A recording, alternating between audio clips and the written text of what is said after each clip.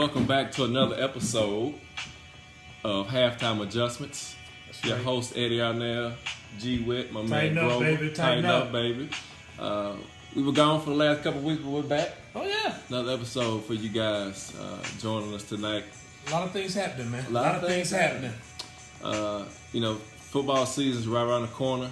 And so we want to continue talking about a little Titans football as we get ready to get into the season. That's right. And let's just get it up. All right, let's go. Let's go with it.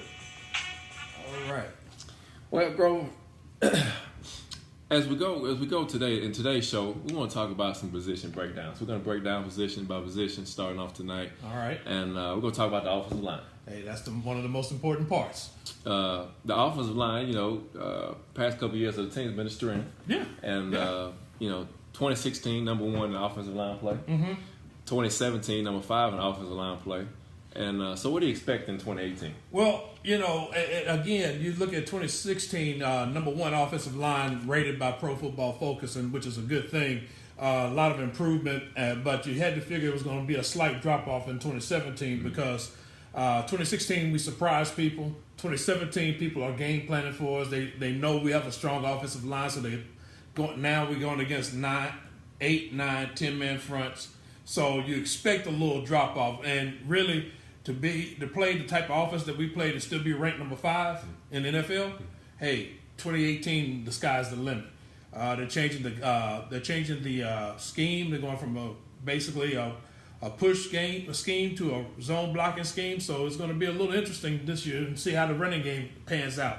So we know we know the starting offensive line. You got Ben Jones at center. Right. You got Josh Klein, Quentin Spain at the guards, Conklin and Lawan. And of course, everybody knows Lawan right now is holding out of minicamp. Yeah.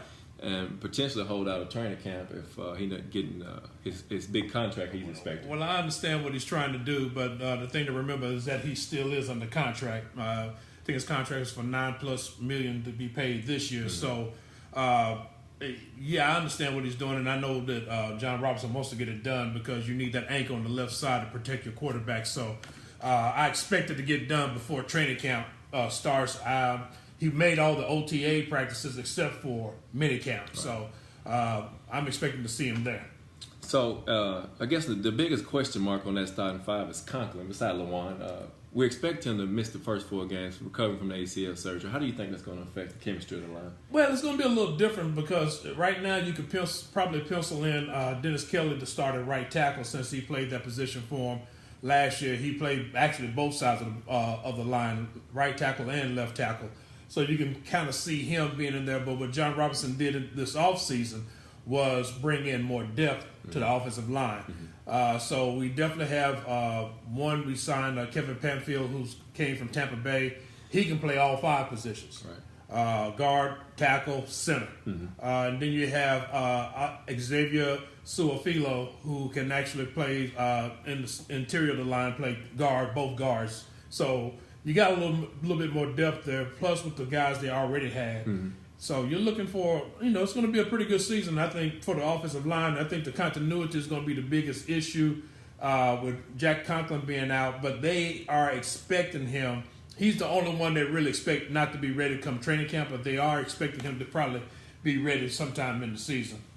And you mentioned Suafulo, so he played for the Texans, so he's already familiar with the zone blocking scheme, which we're transitioning it over to. How much of a difference, for instance, say like Quentin Spain, which is more of a physical run blocker, how much of a difference do you think is going to be transitioning to that zone scheme? Well, I think the biggest issue you run into is just the lateral movement. Mm-hmm. That's one thing you don't know